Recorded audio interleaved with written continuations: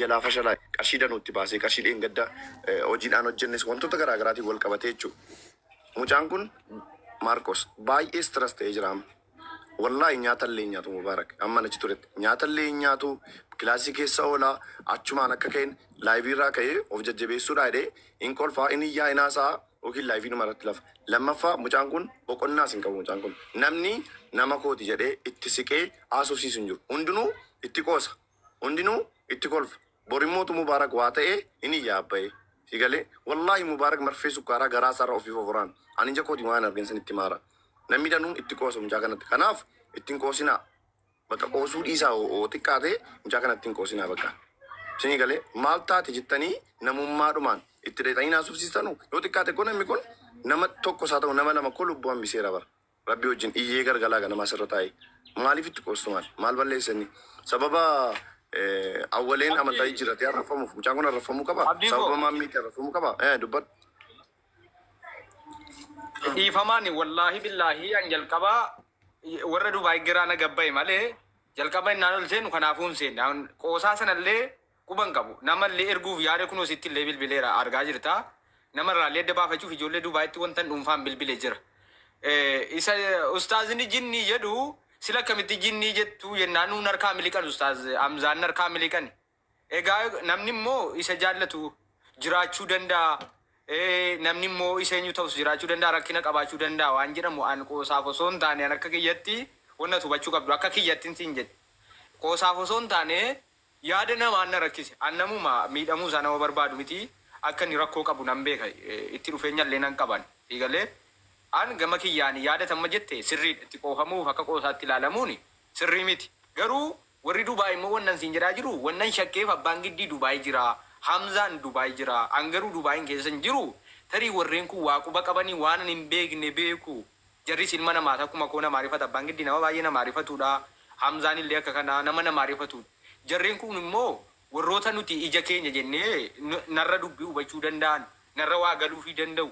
Siigalee utuma rakkoon uumame immoo narra rakkoo sanaaf furmaata ta'uu danda'an jedhee yaadaan illee. Tokkummaa namni 2,700 kunis dhaggeeffata Mubaaraki. Wallaahi billaahi bareedduun jiru. Jireenya bareedduus hin jiru. Nyaatallee nyaataa hin jiru. Wallaahi amma achi turetti illee sinitti maara. Wallaahi baay'ee stress ta'ee jira warra balkaabaa. Dhugaan sinitti maa bara. Inni kumsata Mubaarak.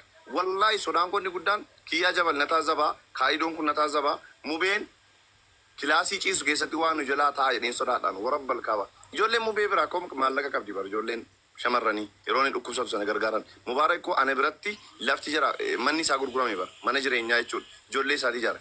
Ijoollee qaba ijoollee isaatii koo mubee woo maal afan kaanne. Wallaahi hojii wayiis banachuu yaalee Dubaay keessatti jireenya eegaluuf hojiin sun illee jalaa badee jira yeroo ammaa kana. Soo ittiin qoosinaa please. Ilaali maal seete waa tokkotu jira abdii. Dhugaa dubbachuu fi Mubaarak amala tokko qaba. Amalli Mubaarak qabu namni tokko rakkina isaa akkuma jirutti ibsata. Namni tokko immoo kolfeema utuu namni rakkina isaa hin hubatin akkasumatti qabatee kan deemu jira. Kanuma utuu namni argin miidhamu jira jechuudha. Amma dhugaa dubbachuu fi as Ameerikaa amatti namni qarshii isaa fudhate nama hedduutu jira. Namoonni tokko yeroo gargaartan baay'ee rakkataa ture. Ajandaa kun namni jedhaa dhaga'uu dinnaan dhiise. Kaleessa mataataa sadarkaa bu'ee dubbataa ture jechuudha.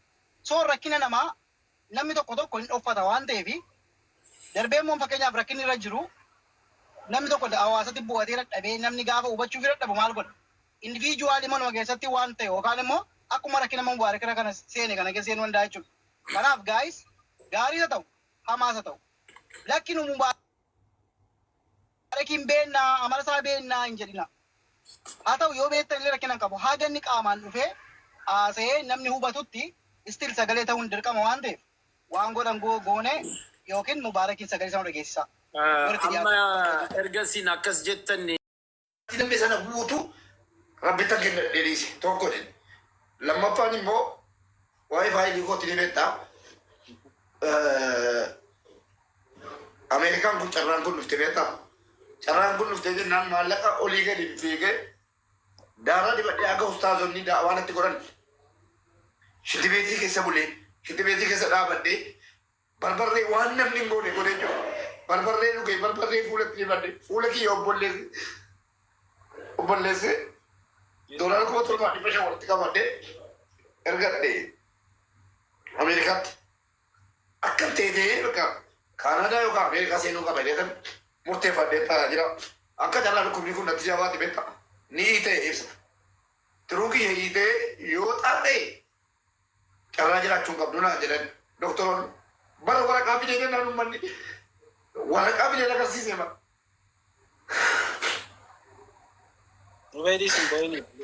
Waraqaa fidee kana ija keetiin beektu kanatti ija keetiin ofii keetiin ayyaansisaa turte jechuudha. Ummata kanatti waraqaa fidee agarsiise wallaahi kijibanaan jedhan hayyee jedhanis ergan bakka waa'ee namaa ofirraa dhiisee biyya galee halkan isinii bilbilaan bula si'i kaliifoo abarashiidhaa namni itti dawwalatti hin jiru dawwalataan bula namni keessa koonaan beeku maal goota Itoophiyaa irraa ammas marsaa lammaffaa maal jedhani maallaqa uummatarraa guutee galee nyaataa jiraanaan jedhan hoteela bulaanaan jedhan siigalee waa hedduudhaan jedhame danda'ee rabbi dandeettinaa kenne deemee yaada biyya hin deebi'u waraqaa wayyoo inni na kennee turte sunillee zeeroo ta'edha. Yeroo waraqaa kiyya zeeroo taatu immoo Ameerikaan gannaa buuse intarvii miiraatti. Nam deeme fidii waraqaa yoo inni na jedhame. An turkii deeme kanas yenni wanni jedhamtu hin jirtu baddee dhume faayilii cufame siigalee faayilii kiyya cufameera. Carraa Ameerikaan lebar kan naambise dhukkuma koo kana. Miidhaa lammaffaa jechuudha. Alhamdulillah jedhee waraqaa fiddu malee naan jedhan jarra Ameerikaa. Hayyee bakka waraqaan qabu jedheen ijoollee kadhadhee kanas faayilii haadha manaa kootiif daa'imni kiyya anaaf jecha biyya baqaa keessatti nafini haadha manaa kiyyaaf ilmoon kiyya abaanu an haduu asumatti rakkoon qabu jedhee faayilii Ameerikaa sanarraa of haqe jechuudha.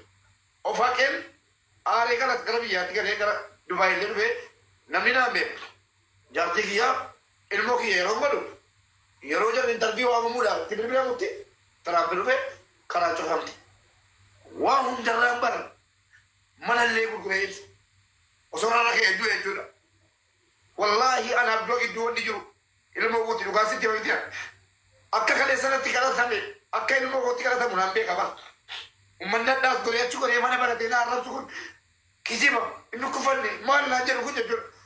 Dhukkuba koo anaaf rabbitu wal beeka.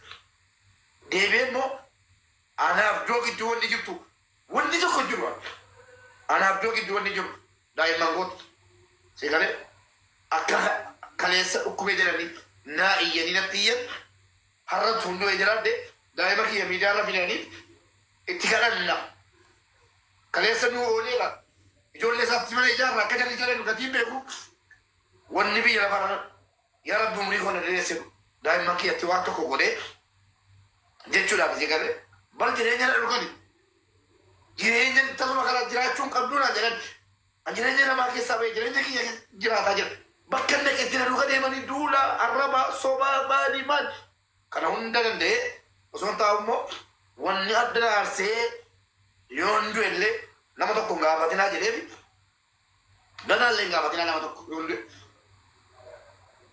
maallaqa narraa qabu beektaa ibsa maallaan jedhee turkiitti maanguddummaa itti argadhe maallaqni naan qattee Ese maallaqni naan qatteetti garan goru dhabeera maallaa wayya jennaan Abu Muhammad dhaqanii gaafanna ji'a sadiitti liqeeffatu annan kennaaf jedhe hayyee jedheen namarraa liqeeffadhe beektaa ijoollee shifti beekti arabaa miiccitu barra ijoollee biyya arabaa jechuun warra shifti beekti miiccee warri kaan du'aa jiraa galchaa kaan maal ta'a biyya arabaa keessa jiraatan lubbuun mubaarak ba'uun qabu maallaqaaf jecha jedhanii yoo jiraate nu bakka balu yoo du'es fudhatee nu jedhanii naa liqeessan har'a yeroo akkatti na argamu uffataa jira dubbataa jira laayivii irratti na argu nama nagaadha yeroo na argamu maallaqa liqeeffadhee isa biraa qabu liqeeffadhee gaafa jiisi sadii geessee abbaa obsaa maal jedhan koominitii alaa fi dhaqanii gaafatanu maqaa kiyya laayivii irratti dubbateera waan ta'eef hin kennu maallaqa isaa jedhanii na dawwate amma sabdiin kun Ese amma sabdii kutan rabbiraa abdii kutatan waan ta'eef hayyee kanas dalageessi ni kafala naa eegaa han jedheen na eeganii dadhabanii tokko inumaayyuu kaleessa maallaan jetti bilbiltee irraa kaasuun dhiise maal jedhe gaasaan maalan itti hima namicha na dawwata hin jedha ammo mana haakimaa jimmaa haadha galchite maal jetti atis haadha qabrii keessaa qabda akkuma haati kee si marartu anallee haati kiyya na mararti abudaabii biyya kanaa galte beektamu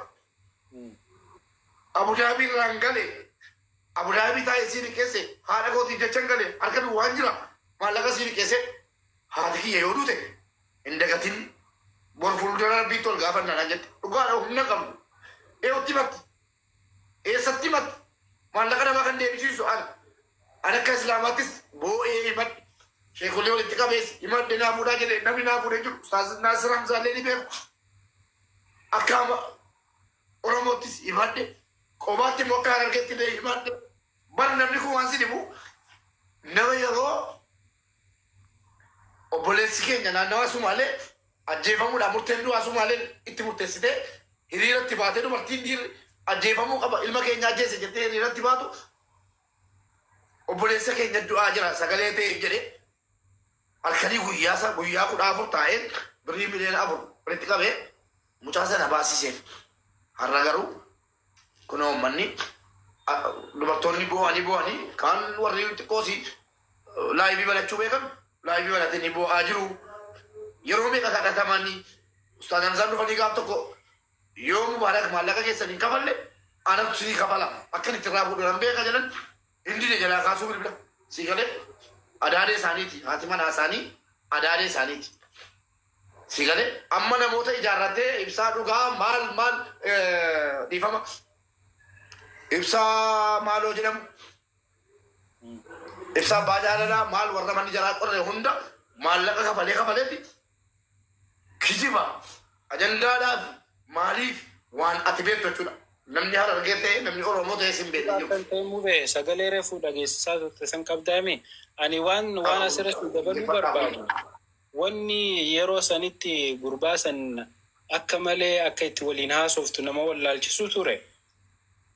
Gizee gaafatan gurbaan hin kaadu nama Mubaarak maallaqa na biraa hin qabuu hin jedhu.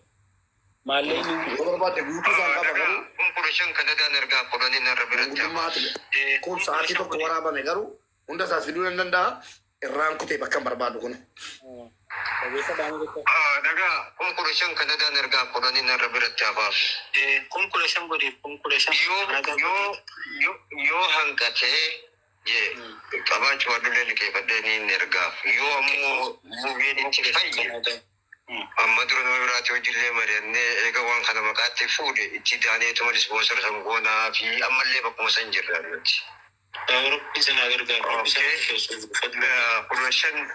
Kudha niin ergaa fi $10 kuma kudha takka ta'a $10 Ameerikaa ta'a. kana dumanna ergaa 25 Kanadaan na bira jiru. Kana dumanna hindi warri bitaa yeroo kana qabne meeta.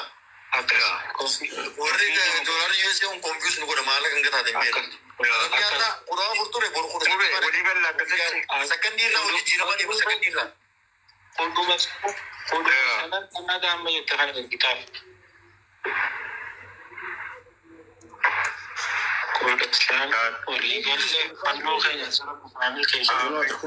Eebbisanii akkasitti Ustaaz Ibsaan eebbisanii kunoo ajjiru adda qaamaan jechuudha. Wanni mubee baraan si yaadachiisuu barbaadeu namni kun yeroo dubbistu kun akkanatti afaan tolee Mubaarak ani yeroo duraatis maallaqa laaleetii miti Mubaarak waanuma inni nama gargaaruurra dhaabbadheetiin nutilleen akka Oromoo